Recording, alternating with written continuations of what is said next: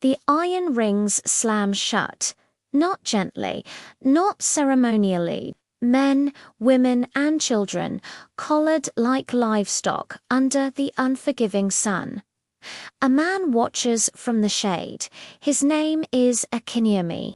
He does not look away, and that is precisely why they fear him. This is the story of a man who became a monster. But Akinyemi was not born cruel. He was, you might say, born too late. By the time he could walk, the insidious trade had already infected the coast, a poison seeping into the very soil. By the time he could fight, entire villages were treated as mere currency. Their people weighed and sold like sacks of grain.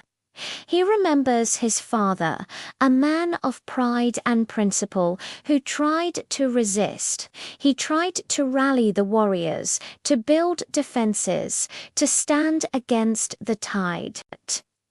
But a single village, no matter how brave, is just a whisper against a storm. The village burned anyway. The screams of his neighbors, his friends, his family, became the soundtrack to his youth. And in the smouldering ruins, Akinyemi survived. He survived by kneeling, by agreeing, by making himself useful to the very forces that had destroyed his world. It was a bitter lesson, but one he learned well. He learned the languages of power, the tongues that decided who lived and who died. He mastered his native Yoruba, of course. Then came the languages of commerce and conquest, the trade dialects that crisscrossed the continent, the guttural sounds of Hausa from the north, and the broken yet brutally effective Portuguese of the coastal slavers. He didn't just learn words, he learned the nuances of negotiation, the cadence of command, the subtle threats hidden in polite phrases. He learned how a man's spirit can be broken long before the cold touch of chains ever grazes his skin.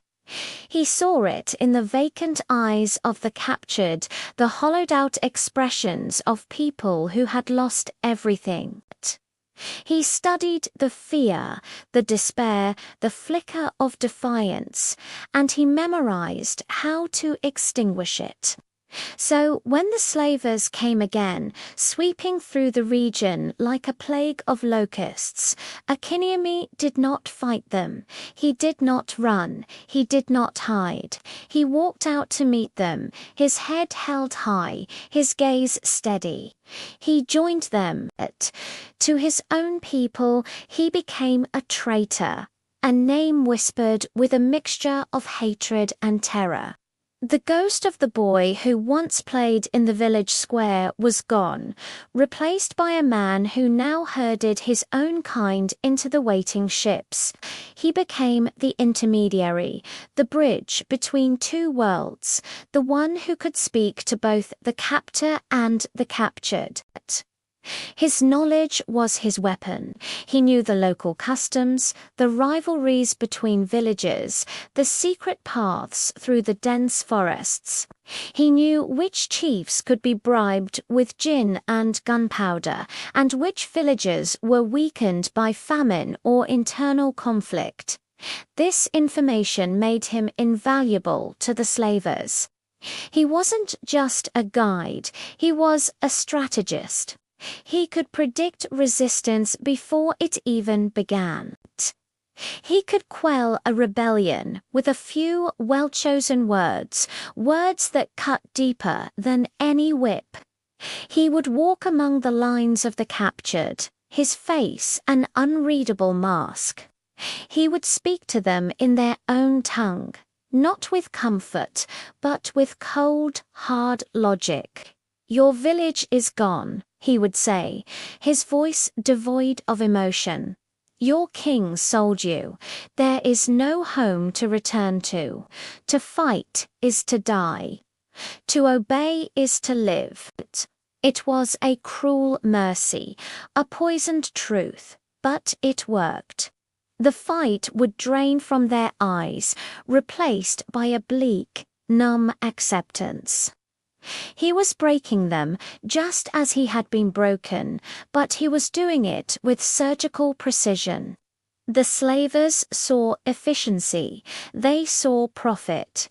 They saw a native who could control other natives, a tool more effective than any musket. But was that all there was to it?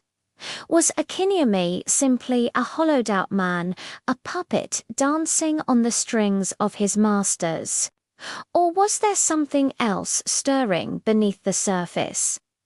A plan, a long, slow, burning fuse of vengeance.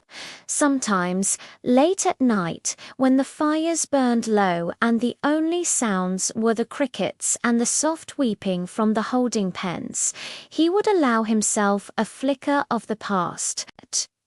He would remember his father's defiant eyes.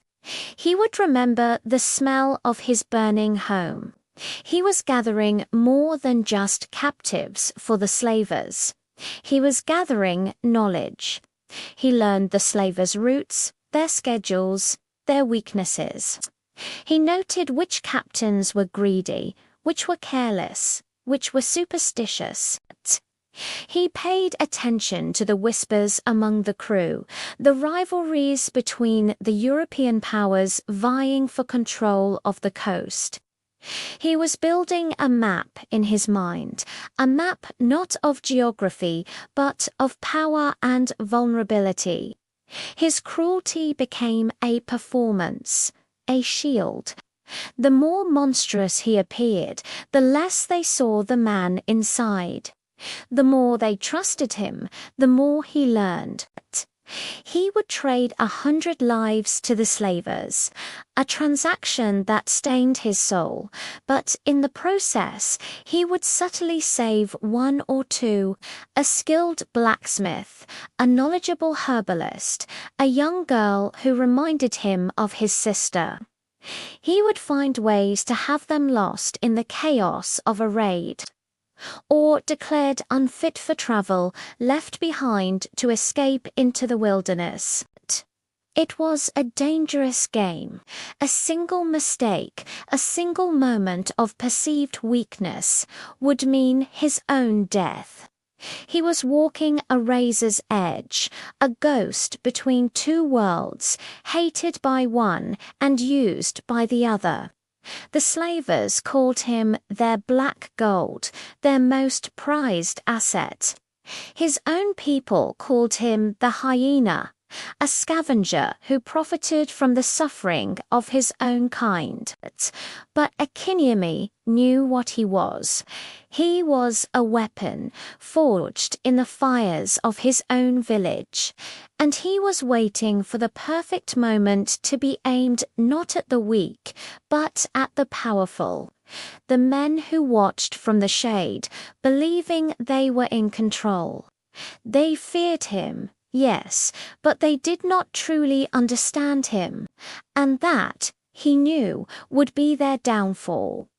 His story was not one of simple betrayal. It was the story of a long, patient, and terrifying revenge. Thank you so much for watching.